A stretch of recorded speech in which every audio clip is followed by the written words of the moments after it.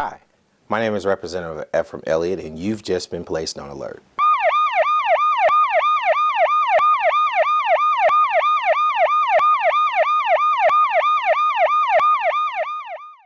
Welcome to the Elliott Alert. My guest today is Mr. John James, who is a candidate for Pine Bluff Mayor. Welcome, Mr. James. Good to be here.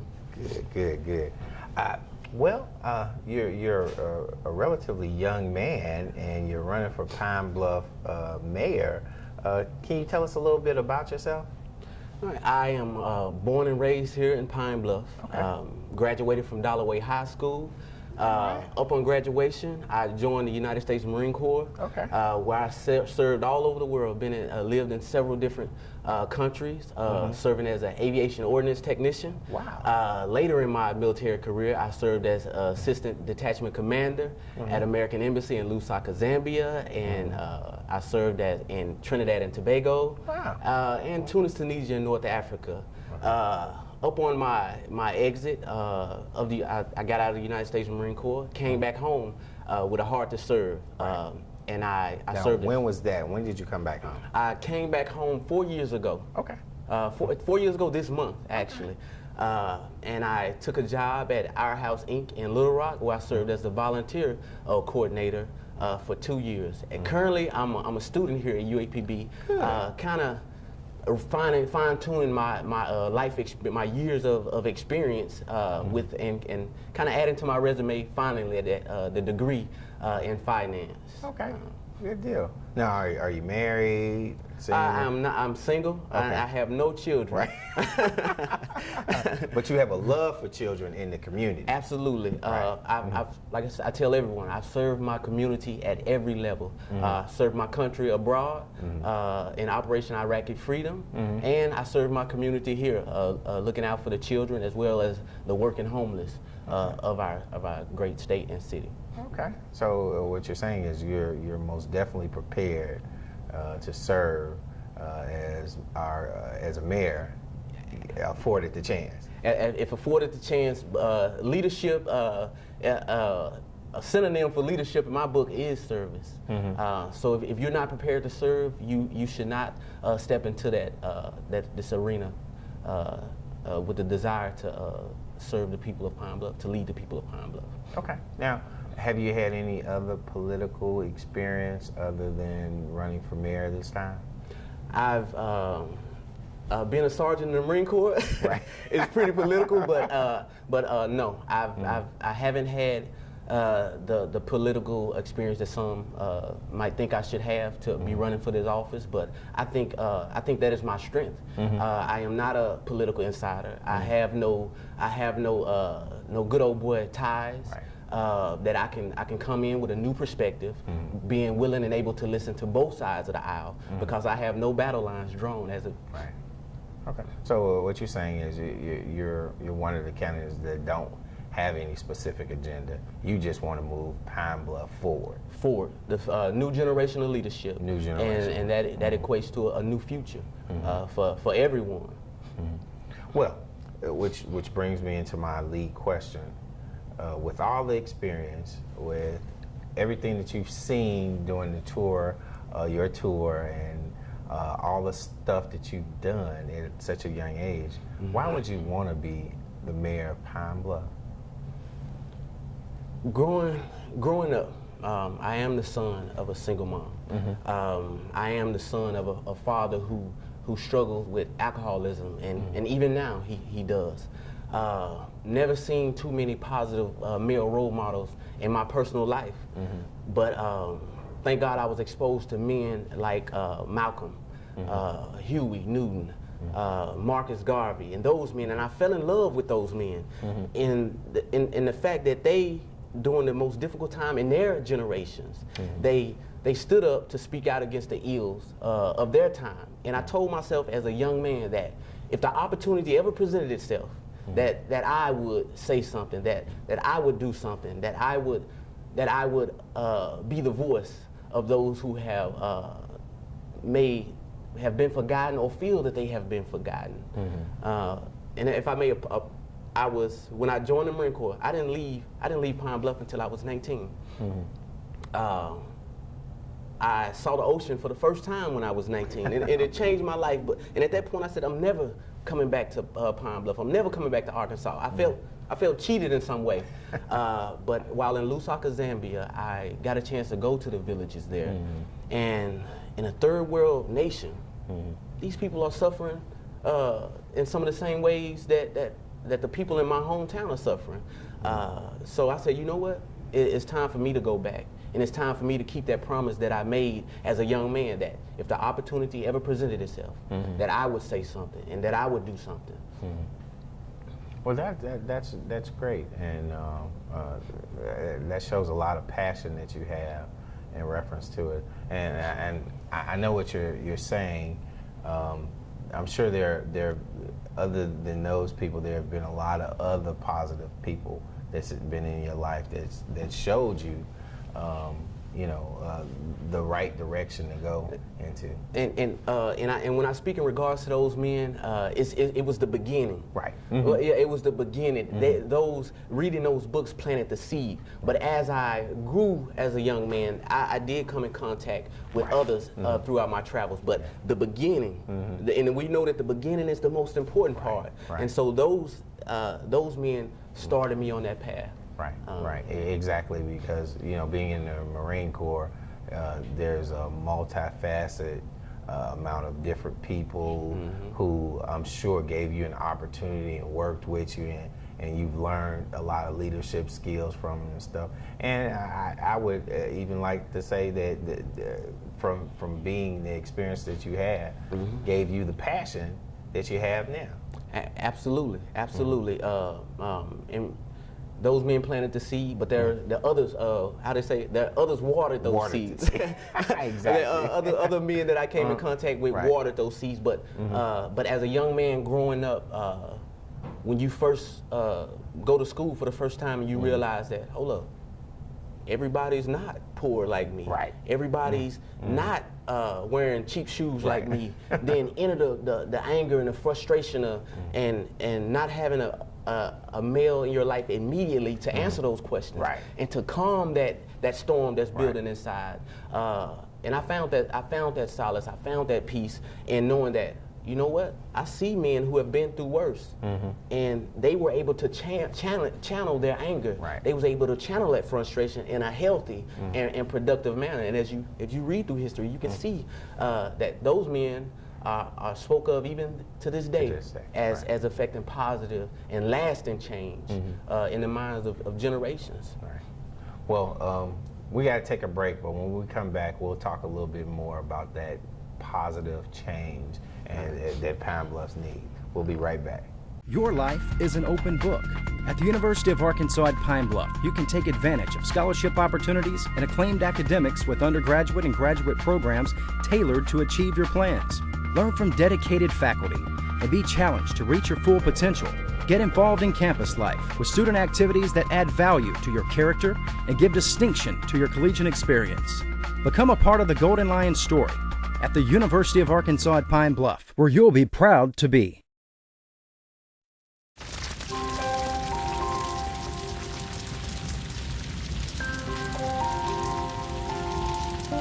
A single ember that escapes from a wildfire can travel more than a mile. That single ember can ignite and destroy your home or even your community. You can't control where that ember will land, only what happens when it does. Get FireAdapted now at FireAdapted.org.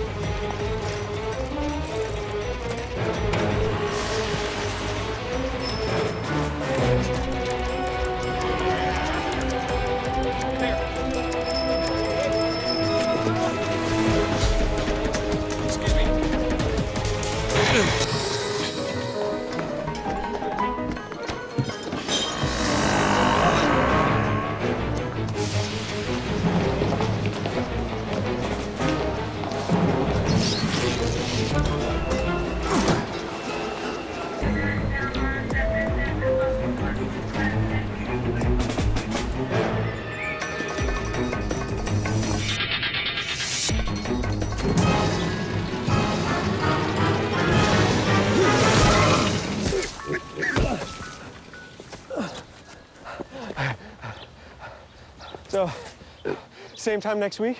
Well, of course. Put away a few bucks, feel like $1,000,000. For free tips to help you save, go to Feed the Pig. Welcome back to the Elliott Alert. My guest again is Mr. John James, who's candidate for mayor of Pine Bluff. Mr. James, before we left and went on break, we were kind of talking about some of the positive things or the positive people who made a change in your life and made you want to do better. Mm-hmm. And as a graduate of D-Way, you know, you can, as a young man, you can you speak the language of the youth. And what do you think that they kind of want to see in politics and change in Pine Bluff? In what I think the youth want to see and what I wanted to see is someone willing to come outside of the office and to come down to where they are and show that, you know what, I'm gonna work for you. Now, I'm not just in word, but commitment and in action. One in the youth they want to be sure that you understand them. And what I mean by that is not always saying pull your pants up, not always saying do this or do that. Right, but now that's one of the things, because to be professional and to have people take you serious, our youth have to pull their pants. But this is how you do it. Relationship is the greatest way to get someone to come to seeing your way. Naturally, a young man wants leadership. He wants someone to be to guide him. But we have to be careful not to just speak at the kids, but build a relationship. Build a relationship and show that I'm gonna be here. I'm gonna be here for the long term. I'm not gonna lie to you. Right. I'm not gonna disappoint you as you have been disappointed so many times before. As a young man, disappointed by my father. I'm coming to get you, boy, and he don't ever show up. And the youth at an early age, we've been disappointed. The 80s generation and into the 90s generation, we've been the hardest hit and most impacted generation as far as single parent homes. So we've been disappointed a lot. So we kind of sit back and make sure you're gonna. You say disappointed, disappointed in politics, disappointed in community, disappointed. I mean, what do you mean disappointed? Disappointed in the leadership.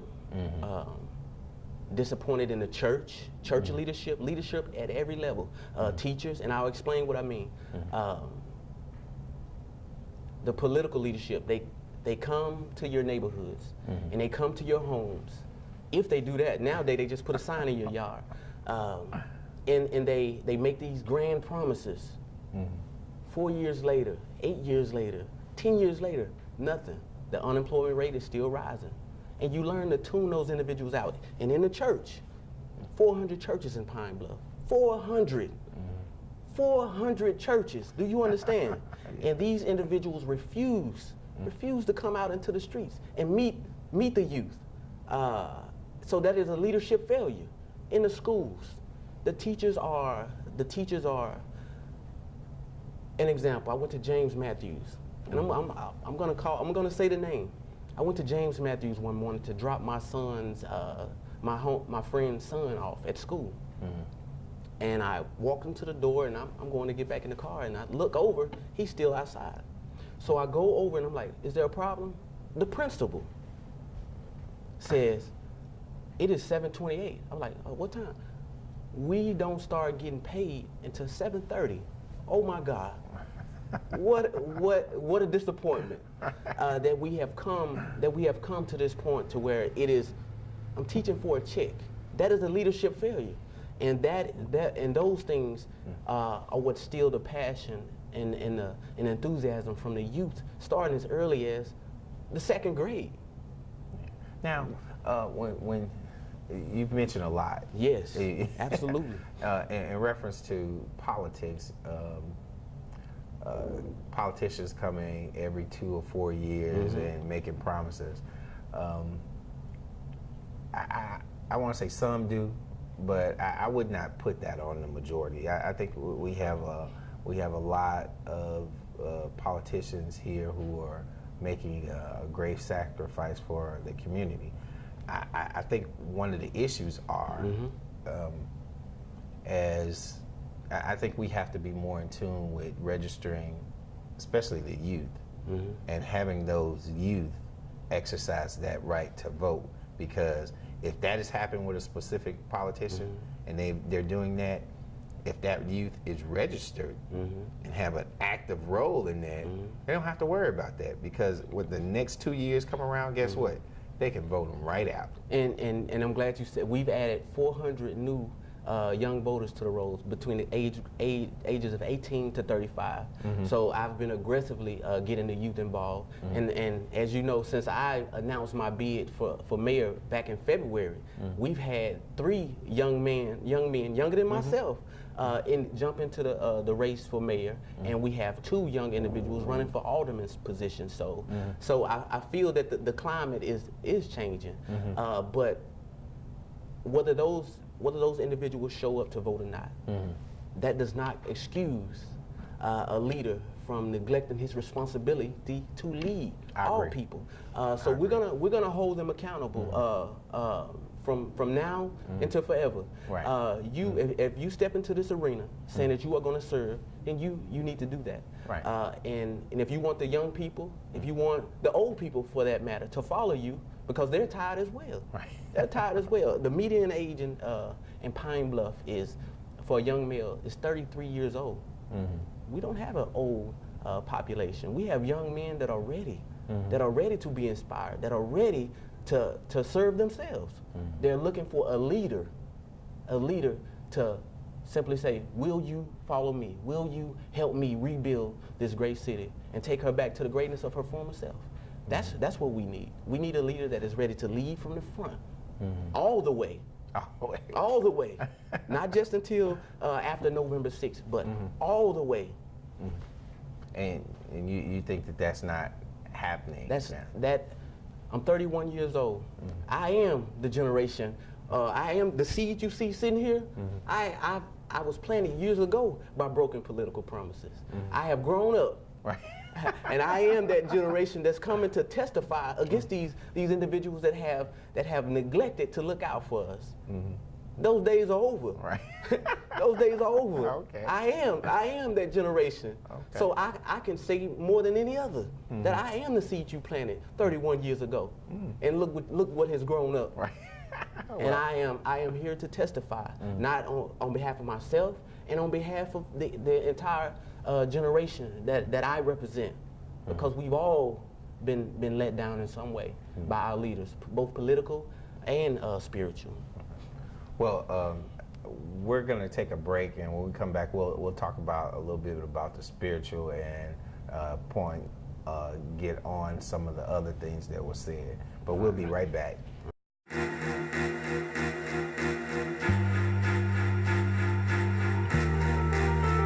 Coming home can be hard if you're a veteran of Iraq or Afghanistan. You may feel like you're all alone. But you're not alone. At IAVA.org, your fellow vets are all around you.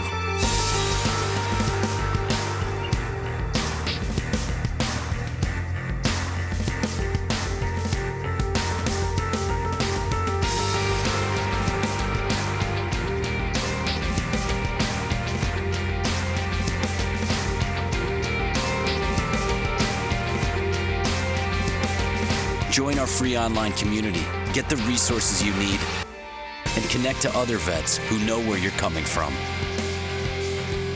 IAVA.org. We've got your back.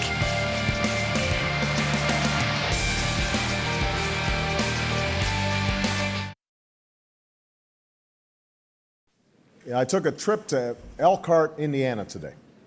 Elkhart's a place that has lost jobs faster than anywhere else in America. In 1 year, the unemployment rate went from 4.7% to 15.3%. Companies that have sustained this community for years are shedding jobs at an alarming speed. And the people who've lost them have no idea what to do or who to turn to. They can't pay their bills, and they've stopped spending money. And because they've stopped spending money, more businesses have been forced to lay off more workers. In fact, local TV stations have started running public service announcements that tell people where to find food banks, even as the food banks don't have enough to meet the demand. As we speak, similar scenes are playing out in cities and towns across America. Welcome back to the Elliott Alert. Again, my guest today is Mr. John James, who is candidate for mayor of Pine Bluff. Mr. James, when we left, we touched on different entities that you thought maybe have failed the youth, but I'm sure that there are other pastors and church that do some good things in the community. Don't you think so? Oh, absolutely, absolutely. There are a lot of individuals doing great things, but overall, we have a lot of work to do. Okay, we have a lot of work to do. Now, I know that you, as a military man, you have some kind of structure, and I'm sure you have some kind of economic development plan that you want to bring to Pine Bluff to move it forward. Is that not true? I brought a few ideas. I have a few ideas. All right. Okay. All right. One of the things to bring economic stability to Pine Bluff is to, number one, two ways. Number one, we have to stop the bleeding. Okay. Over the last years, we had a 9% decrease in our population. So we have to take those businesses that are still here, and we have to go to them and say, what can we do as a city to help you remain profitable and prosperous, and to possibly expand to create more jobs. So we go to those businesses to see how we can keep them here. Secondly, we have to strengthen the middle class. As you look across the United States, the middle class is dwindling everywhere. Yes. But in the South, and especially Southeast Arkansas, it has always been a struggle to maintain the middle class. So we have to build that up by doing what Fort Smith did. They used their tax incentives, their subsidy and different subsidies, and business packages to draw Mitsubishi power plants, which produced wind turbine and engines. We can utilize those engineers, which will support the middle class. We can do what Northeast Arkansas did and bring in Hewlett-Packard to them. You can utilize those upper management positions to strengthen that middle class and keep some of the brain power here in Pine Bluff. And if we can strengthen our middle class, they will go a long way into bridging that gap between the haves and the have-nots. Now, you said something really important in reference to strengthening the middle class. I know that Pine Bluff passed a tax for the city and the county. Wouldn't those resources help in that endeavor that you're talking about? Absolutely. But more than we have the resources, we know that. But we have to be careful on what we aim and where we place those resources so they can have the maximum benefit. And right now, I think that if we attract not just manufacturing is the #1 industry here in Pine Bluff, not just minimum wage manufacturing jobs, but if we may not bring in 300 manufacturing jobs, but if we can bring in 25 or 50 high-paying jobs to keep 50 families here in Pine Bluff, so they don't have to move to Conway, Texas, or New York, and we can keep that brain power, that energy, and those resources here. It will go a long way. So now, where will we get the brain power from? Is that from UAPB and CR? UAPB and CR will play a vital role, and we would have to come up with a plan, or they would have to come up with a plan to retool their educational system for those jobs of the industry, those industries of the future. But engineers are being laid off everywhere. Initially, if we can attract some of that talent while we build and retool and prepare our students and our graduates to take those positions, then we'll do fine. But I'm sure what you're saying is, I mean, we still have a lot of good, viable brain power here, and engineers and other people who are highly skilled too. But I'm sure you say we'll give them an opportunity first before we look outside of Pine Bluff. You always take care of home first. Right. Always Exactly. take care of home first. Exactly. Always. And once we kind of take care of home, bringing those people and making them more inclusive, then if they're not capable, then we can go outside and bring more families in. And we produce a lot of accounting majors, finance majors. Yes. UAPB produces a lot of Teachers and business management, business teachers, right. a lot of them. So we have the talent. Right. We just have to bring the jobs, and the industry is here to support that talent. Now, and once we can do that, we can make a better Jefferson County, not just Pine Bluff, but a better Jefferson County. Yeah, entire Southeast. Right. And that's actually going to be the way that we change it, because you know, as a young man, you're going to have to. I mean, you're going to be the one who kind of leads, you know, those youth into that, and we just have to have more of an open perspective of how we work together to get that kind of stuff done. And one of my ideas is to also one of the ideas I was thinking of was a mayoral council to kind of bridge the gap between the entire Southeast, and that's what Northeast did in getting Hewlett-Packard. They Little Rock decided that if we can't get Hewlett-Packard to come to us, we would work together regionally, Right. and see if they're leaning towards Conway, we're all gonna jump on that bandwagon just to get Hewlett-Packard in the region. Right, because everybody is going to benefit in Everybody's the region. gonna benefit if it's in the region. Everybody's going to, because they're going to be people who live in Little Rock, who apply for a job, people who live in North Little Rock. And those kind of things we can all work together with. Yes. Because if a plant comes here, like a Hewlett-Packard, if it comes here in Pine Bluff, they're going to be people from Altimer, Wabaseka, Applying for those jobs. And it just makes more sense, like you said, to have something stuck in an arena to where people can take advantage of it regionally. Yes. Right. Yes, if we can just get the business here in the region, and we will all benefit. That sounds good. And now, for people who want to join your campaign, how would they get in contact with you? You can get in contact with me at jamesjr99@yahoo.com. You can get with me at John James for Mayor at Facebook, and at Taking Back Pine Bluff at Facebook. And you can inbox me, and I will contact you right away to answer any questions and to let you know further details of how you can get involved in supporting my campaign. That sounds good. Now, Mr. James, I just want to let you know you have just been placed on alert. All right. Thank you very much.